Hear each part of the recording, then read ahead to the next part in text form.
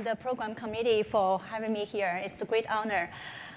So I'm going to present today a multi-level analysis approach to studying the development of autobiographical memory in cultural contexts.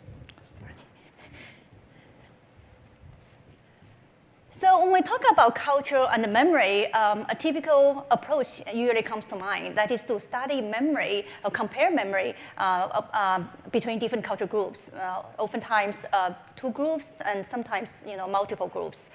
Although this approach may yield useful findings about cultural diversity in memory, but it also often reflects a static view about culture as associated with nationality or a group of people living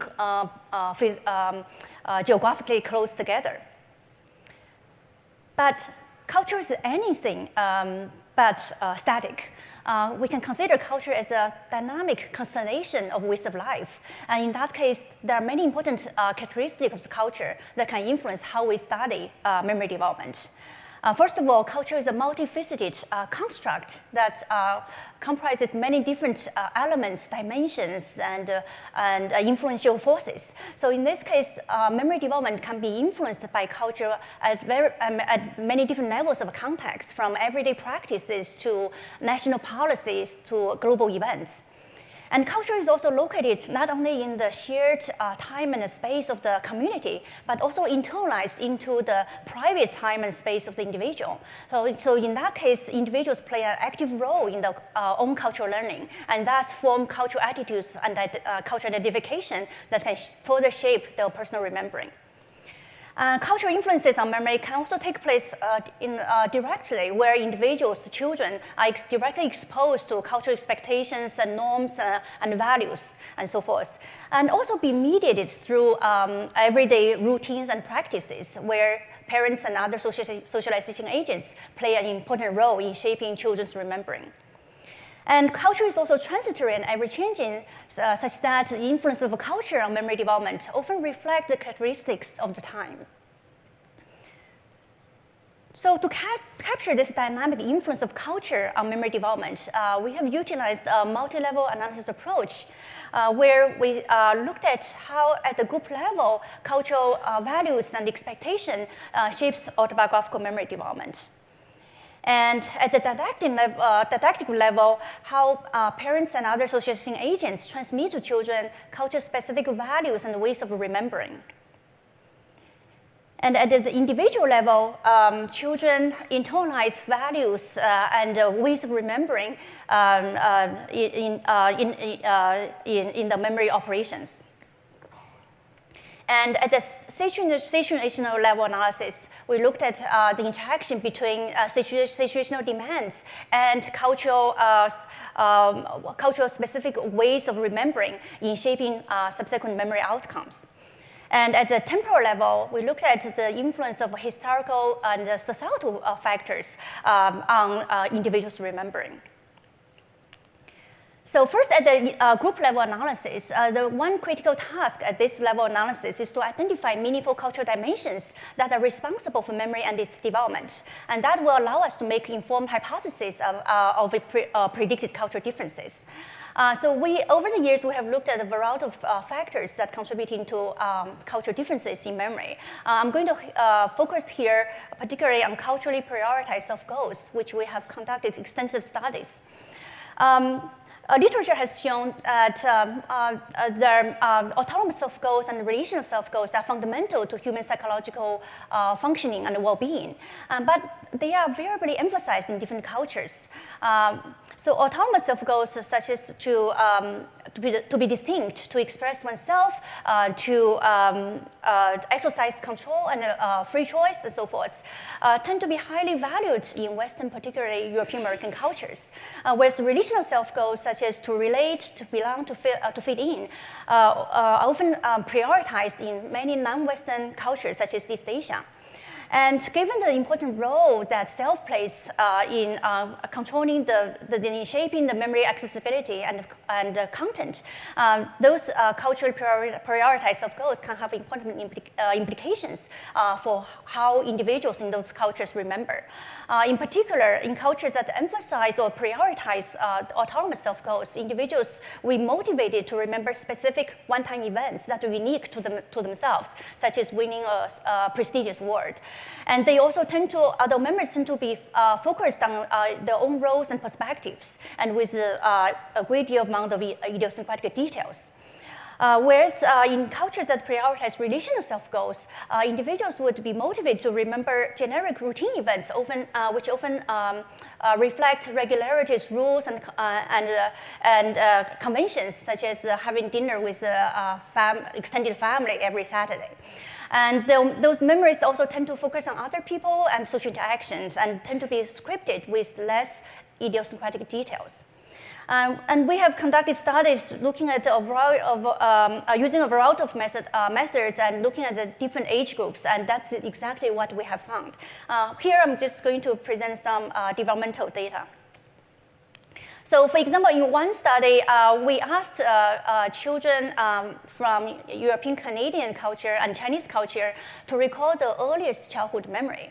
We asked them to quickly retrieve any events that they remember from before they started the formal schooling.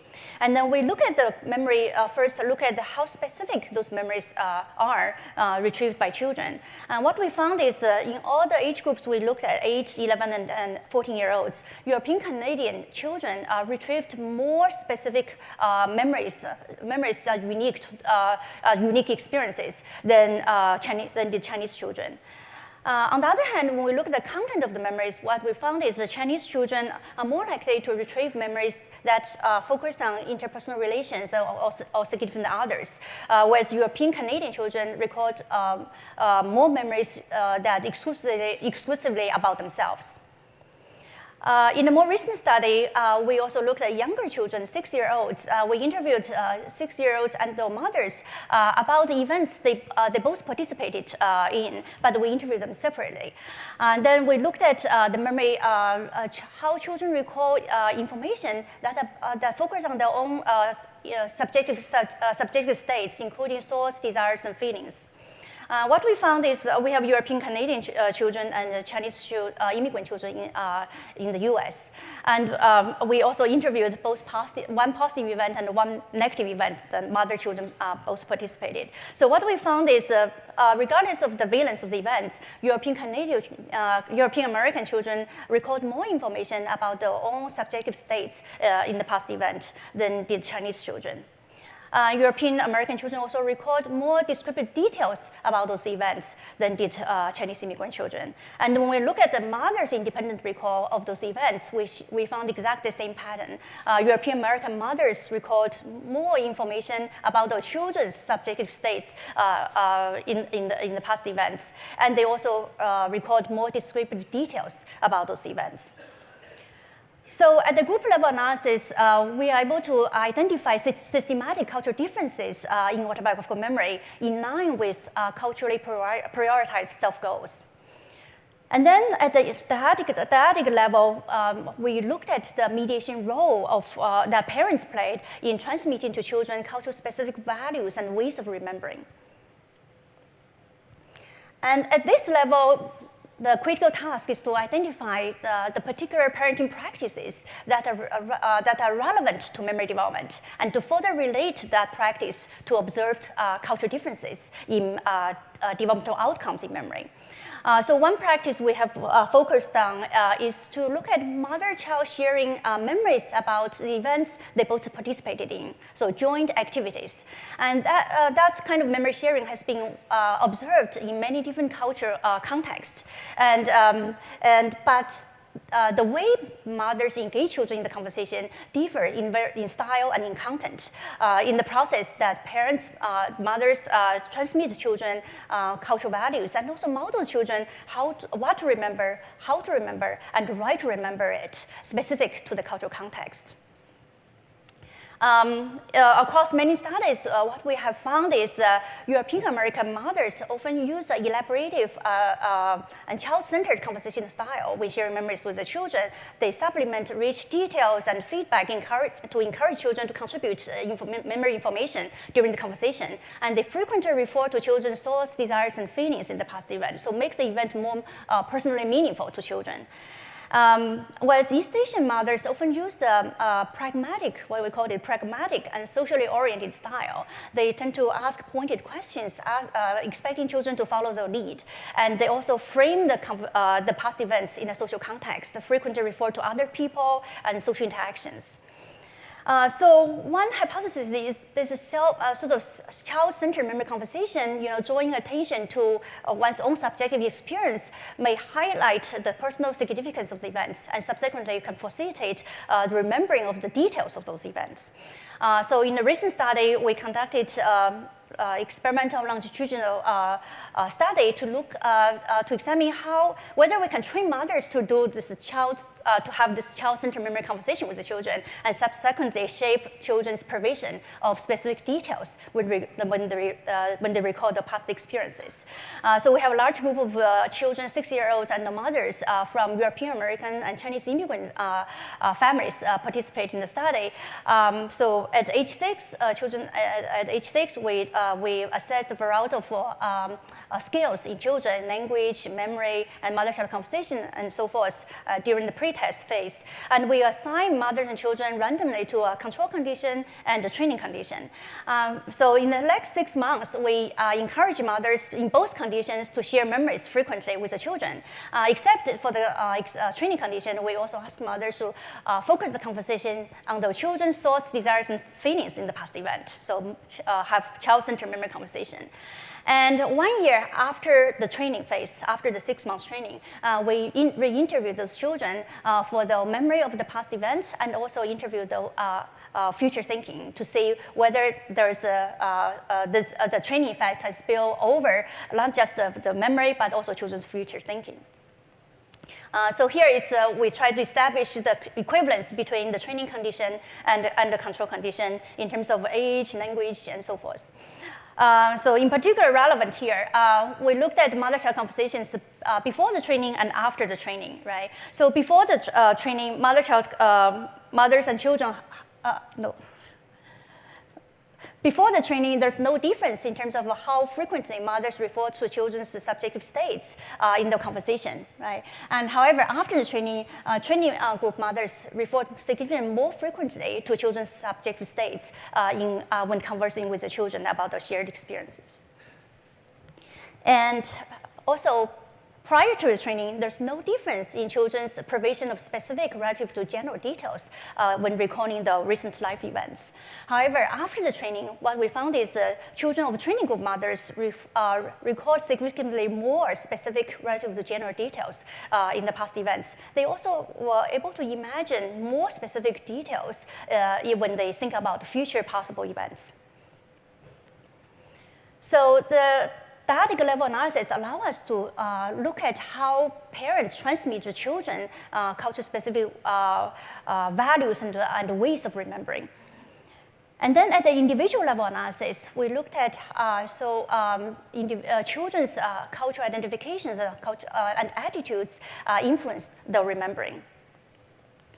At this level analysis, one critical task is to be able to measure within individuals the identified cultural dimensions, in this case, culturally prioritized self-goals, and further relate those individual measures to observed group differences.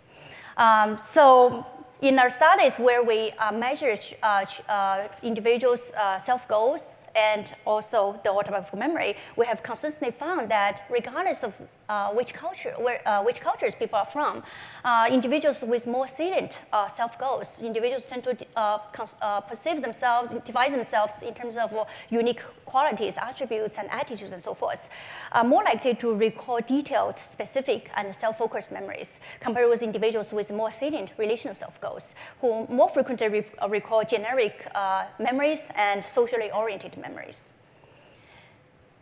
And this level of analysis, in addition to individual analysis or correlation analysis, another approach is to examine the mediation role of the identified cultural dimension or cultural self-goals on remembering.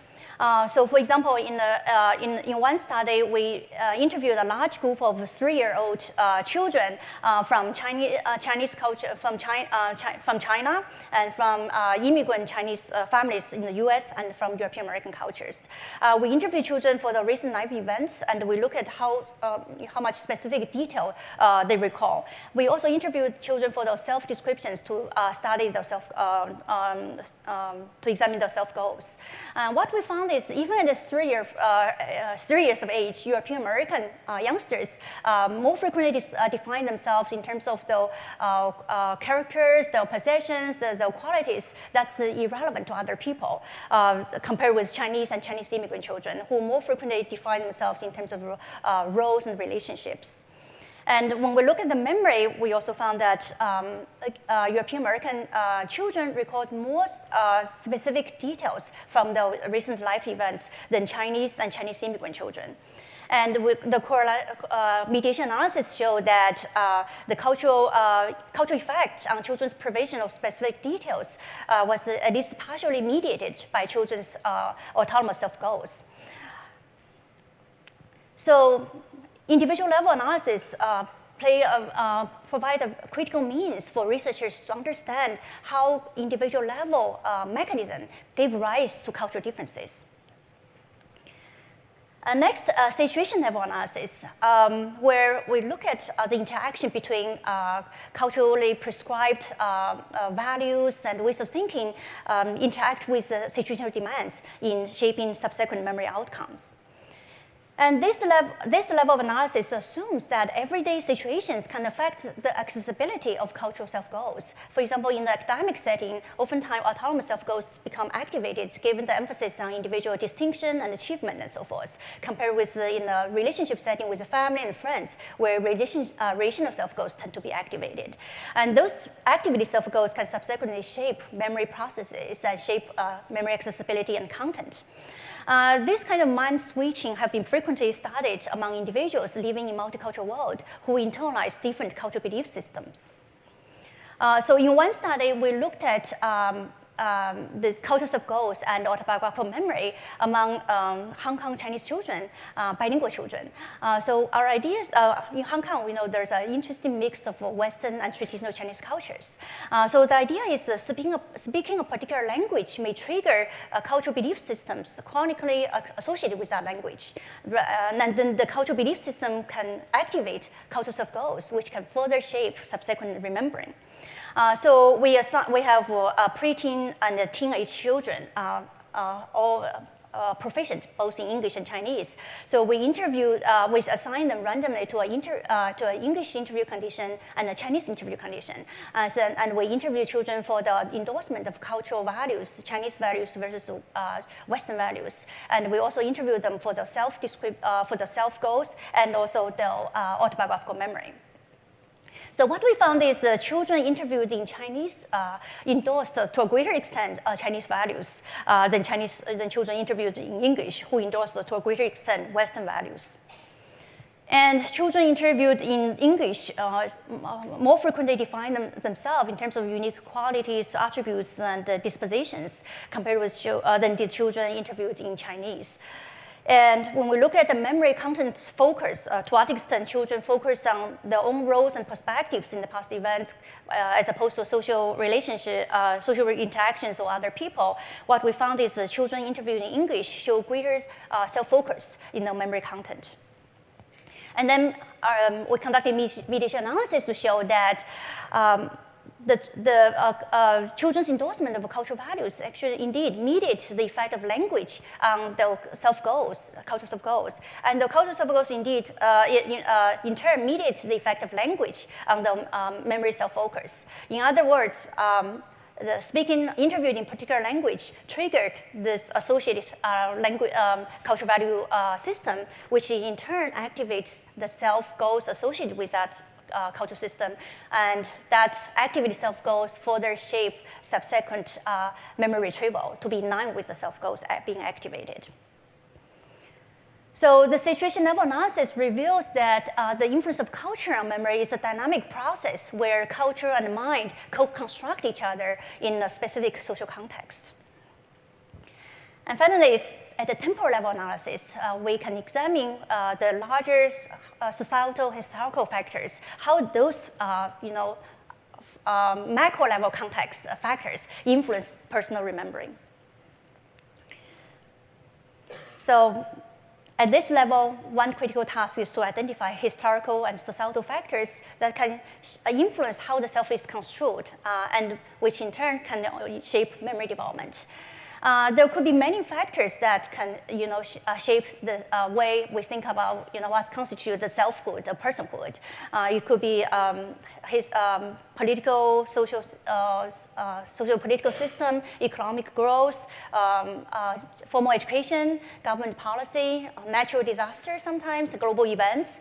And in our fast-changing society, those influence of the larger context on our personal remembering can be observed not only in the form of intergenerational differences or cohort effect, but can also be observed within the individual's lifespan by comparing subgroups who are variably influenced by those larger events and forces. So just one example is China's one-child policy. As many of you may have known that this China's one-child policy initiated in the late 1970s and early 1980s, created a generation of Chinese singletons who grew up in households that differ drastically from a traditional family structure. And in those households, the parenting styles are often characterized by sort of extensive child-centeredness, oftentimes referred to as a 4-to-1 syndrome, where the 4 grandparents and 2 parents pouring their attention to this one child. And this extensive child-centeredness may cultivate a strong sense of autonomy and agency and self-focus, which can further shape the remembering of personal experiences. So this is a study I actually did back at the graduate school in collaboration with my advisors. So we did this, we looked at a large sample of high school and emerging adults. One group grew up in the families with siblings, and one group growing up as only children. So we interviewed them for the self-descriptions to study those self-goals, and we also interviewed them for the earliest childhood memory, and also 3 other memories from before they turned age 8. So looking at the childhood memory. And what we found is only child Chinese significantly describe themselves more frequently in terms of the attributes and qualities, so show greater sense of autonomous self than Chinese grew up with siblings, who show a greater relational sense of self, more frequently describe themselves in terms of social relationships and group memberships. And when we looked at the memories, across all 4 memories we interviewed, only child Chinese are more likely to retrieve specific one-time events unique to themselves than did sibling Chinese, who more frequently retrieve generic routine events. And in terms of memory content, what we found is the sibling Chinese record memories focus more on other people relative to themselves than did only child Chinese. So a national policy that can fundamentally change family structure and fundamentally change family practices subsequently lead to unique ways of viewing the self, which is very different from the traditional cultural context. And that way of viewing the self is to further shape the way individuals remember their experiences. Another way to study the influence of social cultural change on personal remembering is to look at families who remain in the home culture versus the families who immigrated to other cultures or living in the host culture. Extensive literature on immigrants have shown that immigrant families often strive to maintain the heritage culture and the ethnic identity, maintaining those values and practices that are familiar to them at the time they immigrated, right? But on the other hand, in the home culture, those values and practices have gone fundamental changes given the vast modernization and Western influence and so forth. So families remain in the home culture, in fact, turned out to be oftentimes adopt a lot of Western values and practices. That leads to a very interesting pattern of cultural differences, such that families remain in the home culture. For example, in China, has gone through so much economic change and so forth. So families remain in the home culture, come to be more greater resemblance with Western families than families, Chinese families, for example, immigrated to the U.S. And what we have found is, for example, when sharing memories with children, Chinese mothers in China fall in between European American mothers and immigrant Chinese mothers in the U.S. in terms of the amount of details and they provided to scaffold children in the member conversation. And Chinese mothers also fall in between the two groups in terms of the support they provided to scaffold children's agency and autonomy during the memory conversation. And when we look at the children's memory reports, both at the time when we share memories with the mothers or when they're independently interviewed by a researcher, we again found that Chinese children in China fall in between the European American peers and the Chinese immigrant peers in the US. And similarly, we also found that Chinese mothers in China use a more child-centered approach when conversing past events with the children than did the immigrant Chinese mothers in the US. And the children showed a very similar pattern, focusing on their own thoughts, desires, and feelings in the conversation than Chinese immigrant children. So the temporal level analysis suggests that even cultural values and ways of thinking can evolve, can change as a result of larger societal historical factors, and political government policy and so forth. And those changes can further lead to a change in culturally prioritized self-goals, at least in the internalized self-goals individuals come to have, and further shape personal remembering. So, in conclusion, the multi-level analysis approach helps to reveal that the influence of culture on memory development is a dynamic process beyond simple between-group differences. And the study of culture and memory also suggests that particular autobiographical memory is not just a matter of mind or the brain or the personality. It is influenced by the larger social cultural context around us. It is influenced by people we interact with, the language we speak, the events taking place in our daily life, and also taking place physically afar. So autobiographical memory may be best construed as an open system that develops in response to interactive layers of cultural forces. So I want to thank my students, undergraduate students and graduate students over the years for their tremendous contribution to the research I presented here. And I thank you for listening.